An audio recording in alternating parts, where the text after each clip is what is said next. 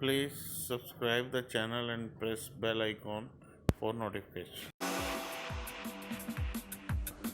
नमस्कार, कंज्यूमर अड्डा में आपका स्वागत है। मैं हूं मनोज श्रीवास्तव। टेस्ला का आना मतलब इलेक्ट्रिक कारों का आ गया जमाना। टेस्ला ने भारत में अपनी सब्सिडियरी कंपनी बनाई है और 3 डायरेक्टर्स टेस्ला की नियुक्ति भी कर दी है। तो टेस्ला अमेरिका की सबसे बड़ी इलेक्ट्रिक कार निर्माता और क्लीन एनर्जी कंपनी है। कारों के अलावा बैटरी स्टोरेज, सोलर पैनल और इसी तरह के दूसरे तमाम प्रोडक्ट्स और इक्विपमेंट्स बनाती है। कंपनी अपने एम्बिशियस प्लान्स के लिए जानी जाती है, महत्वाकांक्षी बड़ी योजनाओं के लिए। दूसरी तरफ टेस्ला में बड़ा स्टेक एलन मस्क के पास है और मस्क आजकल न्यूज मेकर्स बन गए हैं। तो कुल मिलाकर टेस्ला और मस्क बज बनाने के मामले में इस वक्त चैंपियन चल रहे हैं। इसलिए माना जा रहा है कि टेस्ला की भारत में एंट्री देश में इलेक्ट्रिक मोबिलिटी के लिए एक बड़ा संकेत है। लेकिन ऐसे बड़े ब्रांड्स के साथ रहस्य का खेल भी खूब चलता है, इसलिए यह नहीं कहा जा सकता कि टेस्ला कब आएगी, किस रूप में आएगी। इसलिए आज कंज्यूमर अड्डा में हम टेस्ला के मिशन इंडिया को तो समझेंगे ही, साथ ही हम इसी बहाने भारत में इलेक्ट्रिक कारों की पड़ताल और इलेक्ट्रिक कारों के लिए जो माहौल है उसको समझने की भी कोशिश करेंगे। और इसके लिए हमारे साथ 2 ऑटो एक्सपर्ट्स हैं, देश के जाने माने धुरंधर ऑटो एक्सपर्ट टूटू धवन और रोनोजय मुखर्जी। तो टूटू धवन और रोनोजय मुखर्जी से हम बातचीत करेंगे पूरे माहौल पर, लेकिन शुरुआत करते हैं टेस्ला से। रोनोजय सर, आप पहले ये बताइए कि टेस्ला की भारत में एंट्री होगी, किस तरीके से होगी, आपकी क्या समझ बनती है हाल में जो खबरें चल रही उसके मुताबिक? देखिए, मेरे हिसाब से टेस्ला अभी जो अनाउंस कर रही है, मेरे को लगता है कि साल के बीचों बीच आएगी टेस्ला। अभी खैर, जैसे आपने बोला, बात तो पूरी रहस्य की है, किसी को मालूम नहीं है कि एक्चुअली क्या होगा, क्या मोडस होगा, क्या करेंगे। वो कहना और मानना यह है कि वो डिजिटल शोरूम यानी कि वर्चुअल रियलिटी में अपनी गाड़ी दिखाएंगे। वो लोग बुकिंग भी डिजिटल में लेंगे और डिलीवरी जो है सिर्फ वो फिजिकल होगी। उसके लिए वो डीलरशिप वगैरह सेटल करेंगे या एक पॉइंट ऑफ सेल बनाएंगे जहां से गाड़ी डिलीवर हो सकती है। बाकी सारा डिजिटल होगा। बात ठीक है, क्योंकि गाड़ी इलेक्ट्रिक है, फ्यूचरिस्टिक गाड़ी है। और भारत में जो ये सारी चीजें हैं, ये चीजें इलेक्ट्रॉनिक ही होती हैं, क्योंकि जो इलेक्ट्रिक कार की जो एक एक्सपेक्टेशन है आदमी की, वो ये है कि गाड़ी की बुकिंग डिजिटल होगी, पेमेंट डिजिटल होगी, और हाँ, फाइनल डिलीवरी जो है वो सिर्फ फिजिकल होगी। तो उस हिसाब से गाड़ी आएगी। गाड़ी सस्ती नहीं होगी, गाड़ी बहुत महंगी होगी। लेकिन भारत सरकार का एक स्कीम है जिसमें वो कहते हैं 2500 गाड़ी तक बिना होमोलोगेशन के वो ला सकते हैं। तो मेरे ख्याल से जो शुरू की गाड़ी आएंगी वो इस 2500 कार्स के लिमिट के अंदर ही आएंगी। जी, तो टूटू सर के पास भी एक बार चलते हैं। आप बताइए धवन साहब के आपको ये जो नया लेटेस्ट बज बना है टेस्ला को लेकर, तो क्या आपको लग रहा है कि ये बड़ी बात है ईवी मार्केट के लिए? जो ओवरऑल माहौल हमारे यहाँ चल रहा है उसको एक बड़ा पुश है अगर टेस्ला इस साल के बीचों बीच तक, जैसा रोनोजय बता रहे हैं कि आ जाएगी, तो क्या ये बड़ी बात है? एक्चुअली देखा जाए तो टेस्ला एक ऐसा आइकॉनिक नाम बन चुका है वर्ल्ड वाइड, और ख़ास तौर Please subscribe the channel and press bell icon for notification. Elon Musk का जो उसका मालिक है, and he comes out with all sorts of gimmicks, जो मून पे भी जाने को तैयार है। तो उससे उसको बहुत सारी एडवर्टीजमेंट मिल चुकी है। और अब जो टेस्ला यहाँ आने का अनाउंस किया है, तो वो लग रहा है कि एक नॉवेल्टी आइटम करके तो ज़रूर जो अफोर्ड कर सकते हैं वो ख़रीदेंगे। बाकी वो कितनी कामयाब होगी और कितनी ड्यूरेबल रहेगी for Indian roads and Indian conditions, वो तो आने वाले दिन ही आपको बता सकेंगे। जी, आपको क्या लगता है कितने खरीदार होंगे जो टेस्ला की गाड़ियों में जिनका इंटरेस्ट होगा? और आपके हिसाब से टेस्ला जो है वो उसको किस रूप में देखना चाहिए ईवी के पर्सपेक्टिव में, उसकी गाड़ियों को खास करके? बताया है कि ये एक नॉवेल्टी आइटम होगा। और देखिए, हिंदुस्तान के अंदर पैसे वालों की कमी तो है नहीं, और everybody would like to have a Tesla in his garage. अभी भी हमारे जो कुछ बड़े बड़े बिजनेसमैन हैं, मैं नाम नहीं लेना चाहता उनके, उन्होंने ख़ास इंपोर्ट कराई है टेस्ला, और उनके गैराज में या उनके पोच में वो खड़ी होती है, चाहे वो चले या ना चले, पर कम से कम दिखाने के लिए तो है कि उनके पास टेस्ला है। जी, रोनोजी जी, आपसे ये एक स्वाभाविक दिलचस्पी है, चूंकि टेस्ला को और टेस्ला के प्रोफाइल के हिसाब से बातचीत पूरी हम कर रहे हैं यहाँ पर। क्या ये कंपनी अगर आती है या मस्क इधर देख रहे हैं भारत की तरफ, तो इसका मतलब ये है कि वो देख रहे हैं कि भारत में जो एक जिसको भविष्य का रोड मैप कहते हैं, उसमें उनको काफी पोटेंशियल दिखाई दे रहा है, यानी कि भारत का ईवी सेक्टर एक प्रॉमिसिंग सेक्टर है। कम से कम इस बात की गारंटी तो माननी चाहिए इस खबर से। देखिए, अगर आप देखें ईवीज की सेल कितनी हुई है भारत में, अभी बहुत ही छोटी गाड़ियों की प्रतिशत जो है वो ईवीज है। लेकिन अगर आप आगे के आंकड़े देखें, मेरे हिसाब से इस मार्केट में बहुत पोटेंशियल है। और पोटेंशियल किस लिए है?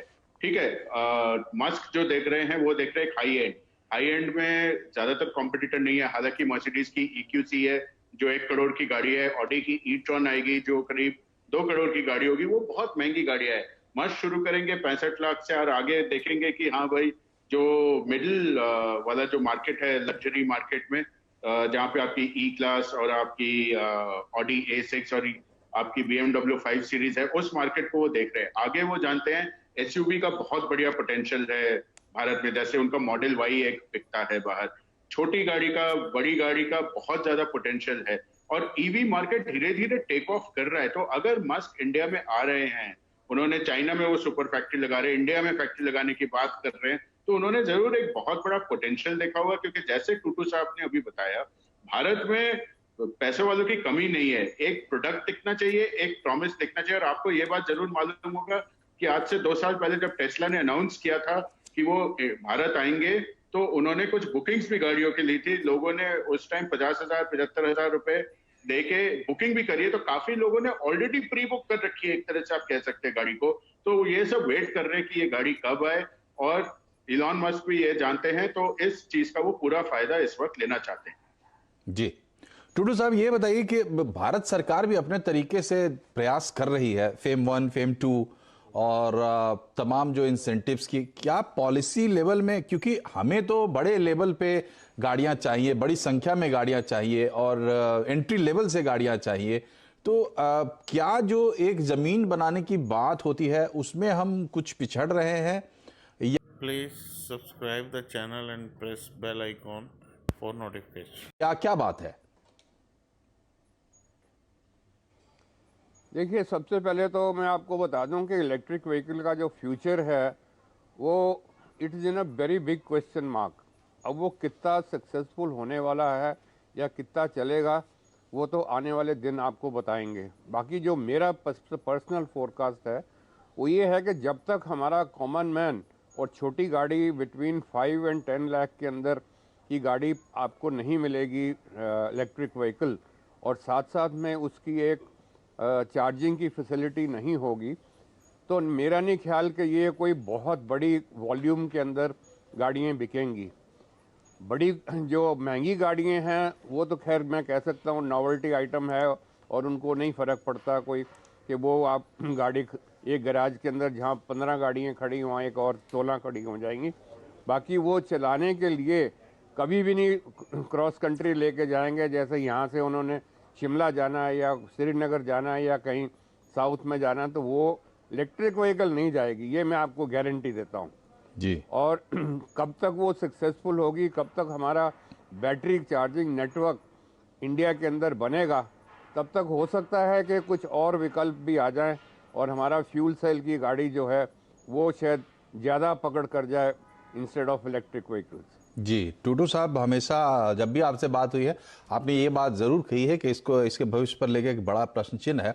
तो रोनोजी साहब, ये जो कह रहे हैं बात तो कन्विंसिंग लगती है भारत के संदर्भ में खास करके, लेकिन क्या यहाँ पे पहले मुर्गी या पहले अंडा वाली बात भी है कि पहले से चार्जिंग इंफ्रास्ट्रक्चर खड़ा हो जाए? सरकार ने अपने तरीके से कुछ कोशिश करने की कुछ कोशिश जरूर की है, लेकिन क्या ये सवाल यही कि पहले चार्जिंग इंफ्रास्ट्रक्चर खड़ा हो जाए, तमाम जो है रेड कार्पेट बिछ जाए, उसके बाद कंपनियां जो है बड़े लेवल पे प्रोडक्शन में आए, या फिर कि कंपनीज एंटर करे तो फिर धीरे धीरे इस इकोसिस्टम को और आगे पुश करने में मदद मिलेगी?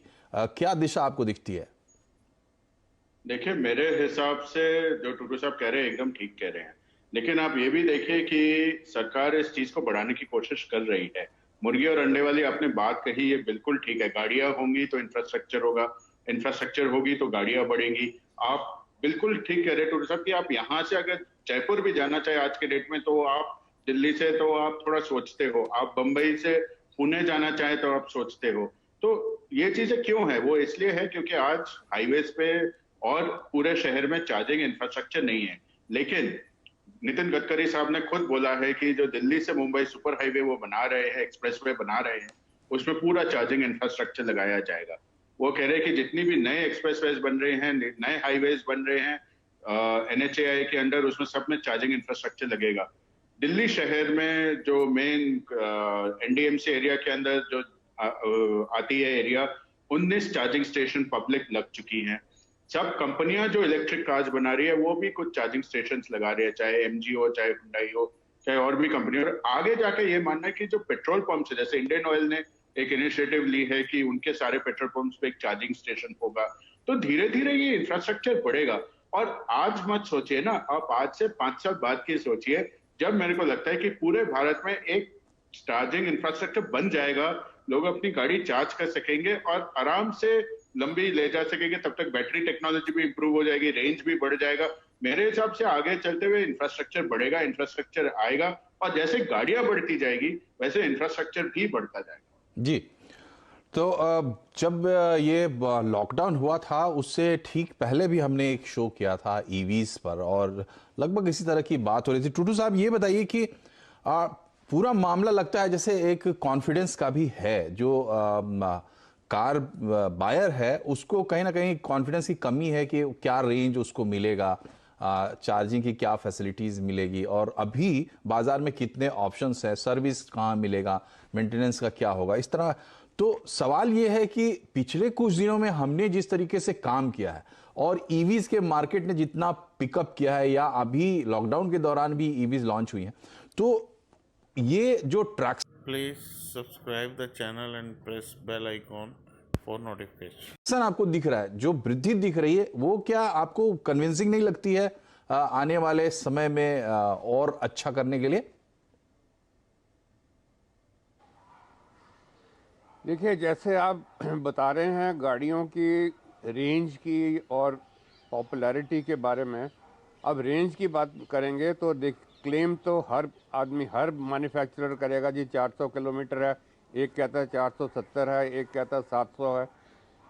एक्चुअली जब आप गाड़ी चलानी शुरू करते हैं, एयर कंडीशनिंग चलती है, पावर आप उसने निकालना चाहते हैं, you want to drive it like a sports car, ऊपर से लाइट्स जलती हैं, तो ऑलमोस्ट 30 to 40% कंजम्पशन उसकी उन चीज़ों के अंदर निकल जाती है। और रियलिटी के अंदर आपको, जैसे मैंने कहा कि 30% आप कम से कम आप कट कर लीजिए, आपको नहीं, बाकी रह गई आपकी इंफ्रास्ट्रक्चर चार्जिंग का।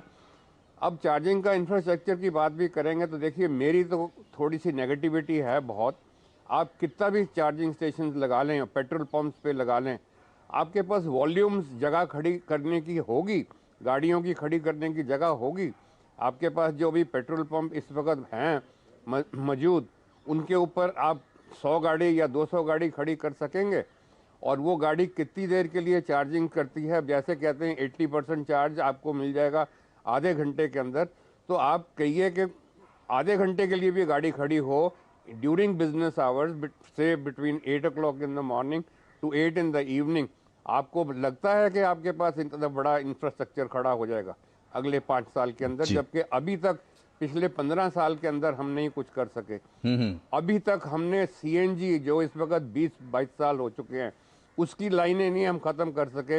यहाँ के घंटे से या पौने घंटे से कम आपको नहीं लगता कि CNG भरवाने? जी जी जी, बहुत सही बात आपने कही। भले वो थोड़ी नेगेटिव लगती है, लेकिन जो सच्चाई है वो तो सामने आनी ही पड़ेगी, और तभी आप उसी सच्चाई के आधार पर आप आगे का रास्ता ही बना सकते हैं।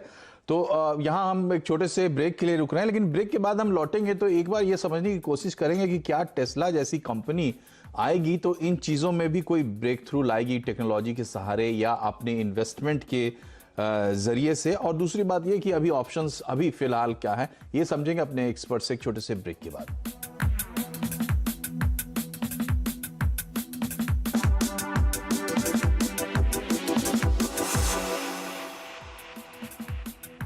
ब्रेक के बाद एक बार फिर से आपका स्वागत है। आज हम कंज्यूमर अड्डा में बात ये कर रहे हैं कि टेस्ला का आना, टेस्ला की एंट्री क्या भारत में ईवी मार्केट के लिए एक बड़ा ही प्रॉमिसिंग फिनोमेना बन जाएगा। आने वाले दिनों में हम इसे होता हुआ देखेंगे। हमारे साथ दो ऑटो एक्सपर्ट हैं, टूटू धवन और रोनोजय मुखर्जी।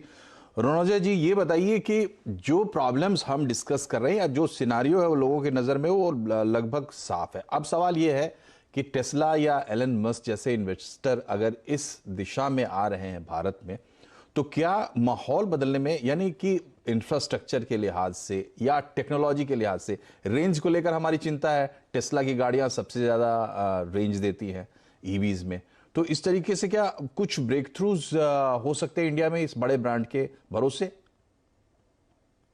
देखिए, जब कोई भी ब्रांड, कोई भी टेक्नोलॉजी पूरे दुनिया में कहीं भी लॉन्च करती है, उसका एक वो होता है कि बाकी मैन्युफैक्चरर्स भी उस टेक्नोलॉजी को अपनाते हैं।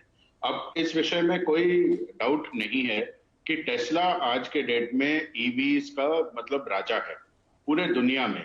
उनसे बढ़िया ईवी कोई नहीं बना रहा, चाहे बड़े बड़े कार मैन्युफैक्चरर क्यों ना हो। तो जब ये कोई टेक्नोलॉजी लाते हैं तो इसका एक सिमिलर टेक्नोलॉजी बाकी मैन्युफैक्चरर भी लाते हैं। रही रेंज की बात, हाँ, हमारे देश में गर्मी होने के कारण रेंज में जरूर फर्क पड़ेगा थोड़ा।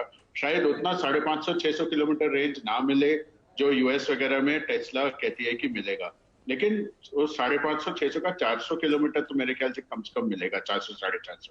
तो रेंज एंजाइटी जो है वो धीरे धीरे कम होगी। और देखिए, जैसे ईवी टेक्नोलॉजी इंप्रूव होती जाएगी, बैटरी टेक्नोलॉजी इंप्रूव होती जाएगी, मोटर टेक्नोलॉजी इंप्रूव होती जाएगी, रेंज बढ़ता जाएगा। जहां पे एक टाइम पे एक रेवा बोल के गाड़ी आती थी जो आजकल महिंद्रा ने खरीद लिया है, रेवा की रेंज होती थी 60-70 किलोमीटर। आज के डेट में कुछ ऐसी गाड़ियां हैं जो एक्चुअल 250-300 किलोमीटर रेंज दे रही हैं। तो मेरे हिसाब से ये चीज आगे इंप्रूव होता जाएगा। टेस्ला के आने से जरूर बेटर चार्जिंग सिस्टम, जैसे उनके super charger system. Please subscribe the channel and press bell icon for notification. जो सोलर पैनल से भी चलते हैं, ऐसी भी चीजें जब भारत में इंप्लीमेंट होंगी तो ये टेक्नोलॉजी जरूर बढ़ेगा और पूरे ईवी दुनिया के लिए ये बहुत अच्छा रहेगा।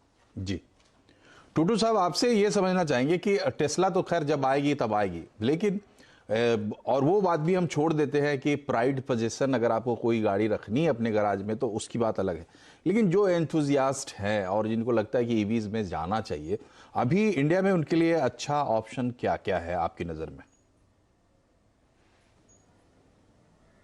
देखिए, ऑप्शन तो सारे मैन्युफैक्चरर्स कुछ ना कुछ अपनी पेशकश ला रहे हैं। Hyundai भी ला रहा है, मारुति भी ला रहा है, मर्सिडीज, ऑडी, BMW, सब अपनी अपनी पेशकश ला रहे हैं। पर ये एंड ऑफ द डे देखिए कि उनकी सेल कितनी है और कौन उनको खरीदने वाला है। मैं आपको ये बताना चाहता हूँ, आप फिर से मेरे को कहेंगे मैं बहुत नेगेटिव बात कर रहा हूँ, पर मैं आपको ये बताना चाहता हूँ कि 90% ऑफ व्हीकल्स पॉपुलेशन जो है वो गवर्नमेंट लैंड के ऊपर खड़ी होती हैं। और आप मेरे को बताइए कि आप वो 90% में से कितने परसेंट गाड़ियों को इलेक्ट्रिक चार्जिंग की फैसिलिटी दे सकेंगे। और जब तक आपके पास एक कॉमन मैन के पास दो चीज़ें चाहिए उनको, या एक तो ड्यूरेबिलिटी ऑफ प्रोडक्ट और एक उनको चाहिए सिक्योरिटी, जिसके साथ कि वो गाड़ी चला सकें, फ्यूल मिले या चार्जिंग स्टेशन मिले या what ever the system is. तो ये जब तक दो चीज़ें नहीं मिलेंगी तो कोई भी कंज्यूमर की कॉन्फिडेंस नहीं बढ़ सकता और कोई भी आपका प्रोडक्ट है वो नहीं बिकेगा ऑन अ वे जैसे कि आपकी आजकल गाड़ियाँ बिक रही हैं। आजकल की गाड़ियाँ तो आपको पता ही हैं, ऐसे बिकती हैं आलू और मटर की तरह, सब कोई आके खरीद लेते हैं। पर आगे जो ये गाड़ियाँ हैं ये वैसे आलू मटर की तरह नहीं बिकने वाली हैं। ठीक है, रोनोजय सर, आपका कोई रिकमेंडेशन इस वक्त ईवी जो अवेलेबल है इंडिया में, भारत की ईवीज खास करके नीचे के रेंज में, उनमें आपकी पसंदीदा गाड़ियां? देखिए, अगर आप मिडिल सेगमेंट की एसयूवी ढूंढ रहे हैं तो दो कॉम्पिटिटर खास हैं। एक है आपकी MG ZS EV और एक है Hyundai की Kona। ये दोनों मिडिल रेंज में है, करीब आपको अगर 20 से 25 लाख रुपए खर्चने हैं। उसके अगर आप थोड़ा नीचे आएंगे तो टाटा नेक्सॉन EV जो है करीब 15-16 लाख रुपए, डिपेंड करता है कि आप भारत के किस दिशा में हैं और क्या है, उस रेंज में आती है। उससे अगर आप थोड़ा नीचे जाएंगे तो और भी टाटा की गाड़ियां हैं, टियागो वगैरह है, महिंद्रा की ई वेरिटो है, चॉइस काफी है। उससे नीचे भी अगर आप जाना चाहते हैं इस वक्त 6-7 लाख रुपए के रेंज में, तो E2O महिंद्रा की मिलती है। आगे और गाड़ियां आ रही है, मारुति अपनी वैगन आर कह रहे हैं कि इलेक्ट्रिक में इसी साल ले आएंगे। इलेक्ट्रिक कार काफी आ रही है, और मेरे ख्याल से जब तक 2021 खत्म होगा, 2021 खत्म होगा, तब तक हमारे पास कम से कम 10 और ईवीज की चॉइस आ जाएगी, आपकी 10 लाख रुपए से लेके 25 लाख रुपए के बीच। जी, तो बात दरअसल ये है कि जो बड़े ब्रांड्स हैं, खास करके टेस्ला जैसा ब्रांड अगर भारत में आता है तो माहौल बनने की उम्मीद की जा सकती है, लेकिन असल क्रांति तो उस वक्त होगी जब ईवी सेगमेंट में छोटी गाड़ियां भर भर के बिकना शुरू होंगी, क्योंकि भारत की जरूरत वही है। और उसके लिए जो मुश्किलात है, जो दिक्कतें हैं, उसकी एक बड़ी अच्छी तस्वीर टूटू साहब ने खींची है। तो अब सवाल ये है कि जो मौजूदा माहौल है और जो समस्याएं हम देख रहे हैं, उन समस्याओं से हम किस तरीके से आगे निकलते हैं और एक माहौल बनाते हैं, तो वो होता हुआ दिखाई देगा। जैसा रोनोजे कह रहे हैं कि साल के अंत तक शायद आपको कुछ अच्छा होता हुआ दिखाई दे, गाड़ियों की संख्या भी बढ़ जाए, और अगर टेस्ला आ जाती है उसके पहले तो टेस्ला क्या करती है इन्वेस्टमेंट के लेवल पे, टेक्नोलॉजी के लेवल पे, ये भी दिख जाएगा। लेकिन ये जरूर है कि एलन मस्क या टेस्ला अगर कहीं कदम रखते हैं तो उनको एक प्रॉमिसिंग मार्केट, एक प्रॉमिसिंग सेगमेंट तो जरूर दिखाई देता है। आप दोनों एक्सपर्ट्स का बहुत बहुत शुक्रिया हमसे जुड़ने के लिए। कंज्यूमर अड्डा में फिलहाल इतना ही। नमस्कार। Please subscribe the channel and press bell icon for notification.